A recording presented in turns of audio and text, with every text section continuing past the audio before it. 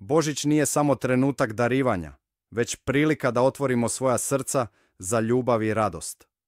Zato ti šaljem svu svoju ljubav i najljepše želje za Božić, neka ti bude ispunjen radošću i blagoslovima. Sretan Božić!